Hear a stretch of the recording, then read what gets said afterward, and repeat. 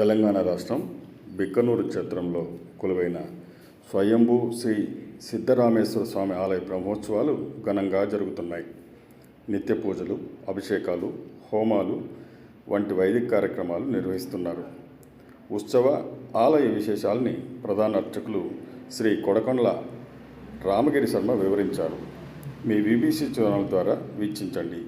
వీడియోని సబ్స్క్రైబ్ చేసి లైక్ చేయండి, షేర్ చేయండి.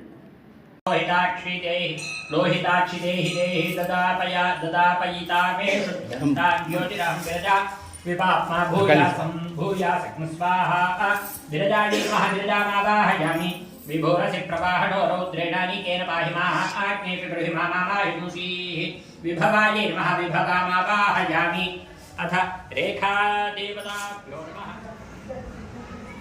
बोलो सिद्धरामेश्वर भगवान की जय। सिद्धरामेश्वरो देवः सर्वसिद्धिप्रदायकः स्मरन्तो भक्तिभावेन सर्वकाम्यार्थसिद्धये। శ్రీ సిద్ధరామేశ్వర స్వామి వారి స్వయంభూలింగ మహాక్షేత్రం దక్షిణ భారతంలో సుప్రసిద్ధమైనటువంటి క్షేత్రం. ఇది ఉమ్మడి నిజామాబాద్ జిల్లాలోని బిక్కనూరు మండల కేంద్రానికి సుమారు 1.5 కిలోమీటర్ల దూరంలో ఉంటుంది.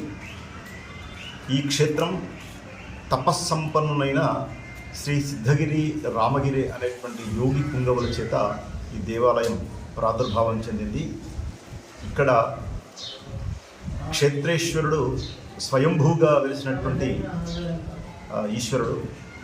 ఇక్కడ అన్ని దేవాలయాలలాగా కాకుండా మనం అభిషేకం చేస్తే ఈశ్వరుడి పైన తూర్పు వైపు సముద్రం ద్వారా అభిషేక జలాలు ముందుకెళ్ళిపోతాయి.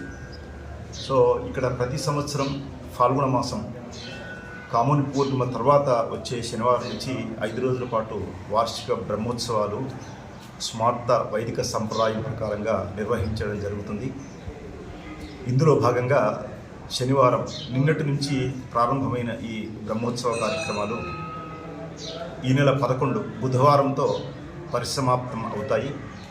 ముఖ్యంగా ఇక్కడ నిన్న పుణ్యహావచనము, ఋత్విగ్వరణము, ఆ తర్వాత ఈ స్వామివారి యొక్క ఉత్సవమూర్తులు పల్లకీ సేవలో ఊరేగింపుగా బిక్కునూరు వరకు వెళ్ళి అక్కడ సమాధి ఉంటుంది. అక్కడ పూజా కార్యక్రమాలు అయిన తర్వాత తిరిగి మళ్ళీ దేవాలయానికి చేరుకోవడం జరిగింది. ఈరోజు 2వ రోజు ఉదయం ఈ ధ్వజారోహణ కార్యక్రమం, అలాగే అష్టదిక్పాలక బలి కూడా ఉంటుంది. సాయంత్రం 4 గంటలకు అలంకరించిన బండ్లు దేవాలయం చుట్టూ తిరగడము, ఆ తర్వాత రాత్రి 11ంటికి వీరభద్ర ప్రస్తావన అనేటువంటి కార్యక్రమం ఈరోజు 2వ రోజు ఉంటుంది.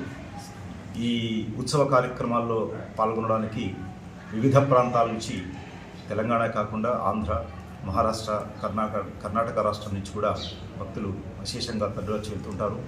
ముఖ్యంగా రేపు మధ్యాహ్నం స్వామివారి కళ్యాణోత్సవం, రాత్రి విమానారోహోత్సవం ఉంటుంది.